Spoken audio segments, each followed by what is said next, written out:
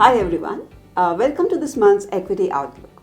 I'm Shalini and joining me today is Shreyash Devalkar. In today's episode, Shreyash will walk us through the market developments of 2024 and his outlook for 2025. Shreyash, we are a few days away from 2025 and 2024 has been quite an eventful year for equities. What, in your view, have been the hits and misses of this year? Shalini, looking back, 2024 marks the ninth consecutive year of positive returns, translating to a 13% CAGR.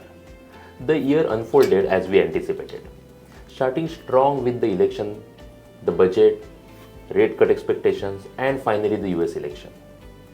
Markets reached all-time highs month after month, leading to elevated valuations.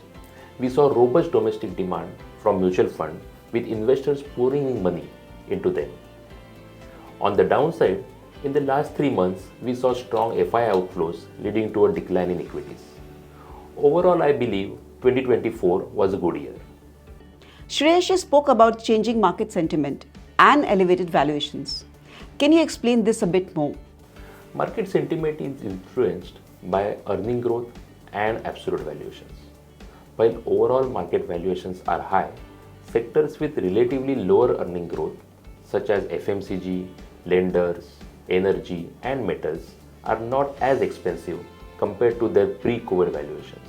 Conversely, sectors with high earning growth like real estate, pharma, auto, capital goods, and many B2B businesses, which are having lower free cash flows, are at higher valuations than their pre-COVID levels. Therefore, we anticipate that high valuation sectors may consolidate in the near term if they lack new earning growth drivers. Despite this, we believe to find opportunities across the market and individual stock selection in this environment is more important. Against this backdrop, what can set the tone for markets going forward? Over the long term, market returns tend to align with nominal GDP growth, and we expect this trend to continue.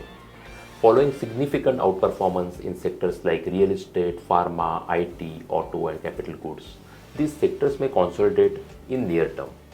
In the past 3 years, mid and small caps have often been seen as expensive but have shown superior growth compared to the large caps, leading to their outperformance. However, due to the substantial valuation gaps caused by the underperformance of large cap relative to mid and small cap, it is now crucial to focus on absolute growth versus absolute valuation in both the segments. As I mentioned earlier, markets are likely to become more stock specific. Where do you think earnings are headed?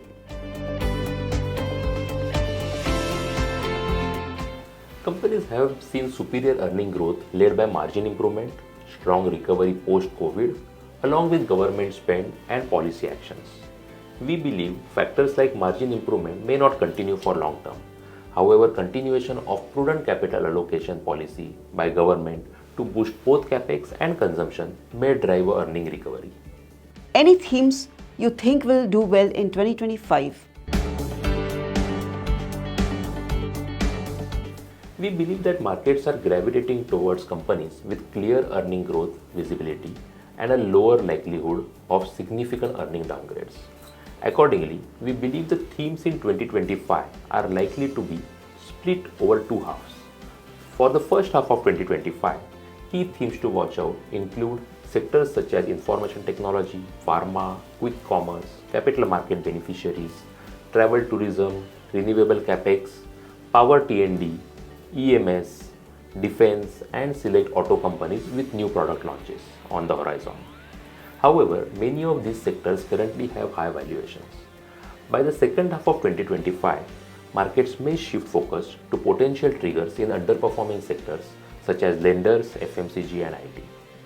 Are you mindful of any risks that could come along the way?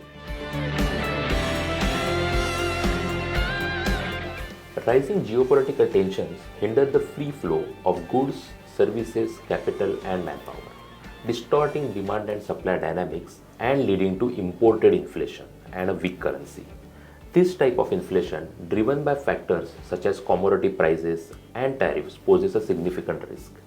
However, When it comes to inflation in domestic commodities like food or services, investors can often find opportunities among the beneficiaries. That's insightful, Shreyash. Any parting advice for our investors? How should they look at investments in 2025? I always like to talk about taking long-term approach to investing. Markets may be volatile, but do not get swayed from your goals. The past few years have shown us that sentiments can flip in the flash, and we have seen this exactly from the COVID days. Diversify your portfolios wisely. Well said, Shreyash. Thank you for joining me today. And thank you all for tuning in to this month's Equity Outlook. See you next month. Wishing you all a very happy and prosperous new year.